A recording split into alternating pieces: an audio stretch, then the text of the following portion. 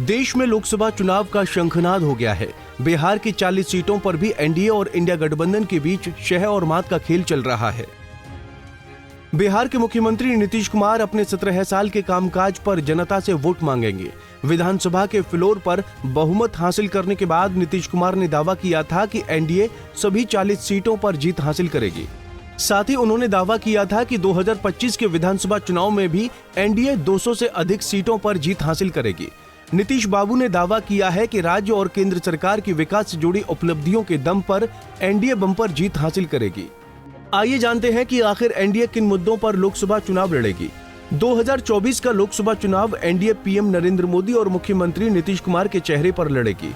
नरेंद्र मोदी और नीतीश कुमार करिश्माई राजनेता हैं। दोनों नेता लंबे समय तक जनता का भरोसा कायम रखने में सफल रहे हैं।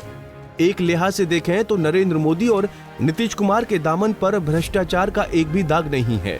इसीलिए एनडीए दोनों नेताओं के चेहरे पर भरोसा करके चल रही है। हालांकि दोनों नेताओं ने करिश्माई नेतृत्व के इस बार अग्नि परीक्षा होनी है। वहीं पीएम नरेंद्र मोदी ने जातिवाद की राजनीति की नई व्याख्या की है। उन्होंने कहा कि देश में 4 जातियां हैं। पीएम मोदी ने कहा कि देश में सिर्फ 4 जातियां गरीब, युवा, महिला और किसान हैं। साफ है कि मोदी ने आर्थिक आधार पर समाज का वर्गीकरण किया है। वहीं दूसरी तरफ नीतीश कुमार ने जातिगत गणना करवाकर सामाजिक न्याय को एक नई ऊंचाई दी है। नीतीश कुमार ने जातीय गणना के आधार पर सरकारी नौकरी और शिक्षा में आरक्षण का अनुपात बढ़ा दिया है। यानी नरेंद्र मोदी आर्थिक आधार पर लोगों को लुभाने की कोशिश कर रहे हैं, तो दूसरी तरफ नीतीश कुमार जाति गणना के जरिए सामाजिक न्याय की यात्रा को आगे बढ़ा रहे हैं। ऐसे में आर्थिक और सामाजिक ताने बाने के इर्द गिर्द बनी एनडीए की रणनीति इंडिया गठबंधन से कड़ा मुकाबला कर रही है। वहीं नीतीश कुमार के सरकार ने लाखों युवाओं को सरकारी नौकरी दी है। 15 अगस्त 2023 को नीतीश कुमार ने 20 लाख लोगों को रोजगार देने की घोषणा की थी। संयोगवश उस वक्त वो महागठबंधन सरकार के मुखिया थे।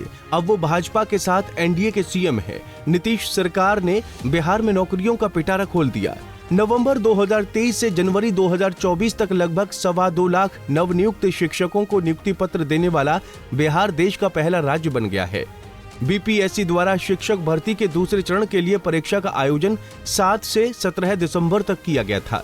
दूसरे चरण की परीक्षा के तहत कुल 1,20,000 पदों पर भर्ती निकाली गई थी। इसमें करीब 8 लाख अभ्यर्थी शामिल हुए थे।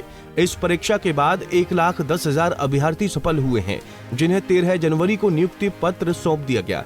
इसी तरह पुलिस विभाग और स्वास्थ्य विभाग में भी बड़े पैमाने पर बहाली की गई। यानी सरकारी नौकरी देने के एजेंडे को नीतीश कुमार चुनावी मुद्दा बना सकते हैं। साफ है कि नीतीश कुमार इस बार लाखों सरकारी नौकरी देने को अपनी सबसे बड़ी उपलब्धि बताएंगे। इसके अलावा चिराग पासवान, उपेंद्र कुशवाहा और जीतनराम मांझी का साथ मिलने से एनडीए के सामाजिक आधार का भी विस्तार हुआ है। इसीलिए 2024 के लोकसभा चुनाव में एनडीए मजबूती से बिहार में चुनाव लड़ेगी। हालांकि आखिरकार जीत किसके हाथ लगेगी, ये तो आने वाले वक्त में ही पता चलेगा। Bureau report, Punjab Kesari TV. हमसे जुड़े रहने के लिए हमारे YouTube चैनल को सब्सक्राइब करें और नई वीडियो की नोटिफिकेशन के लिए बेल आइकॉन को दबाएं।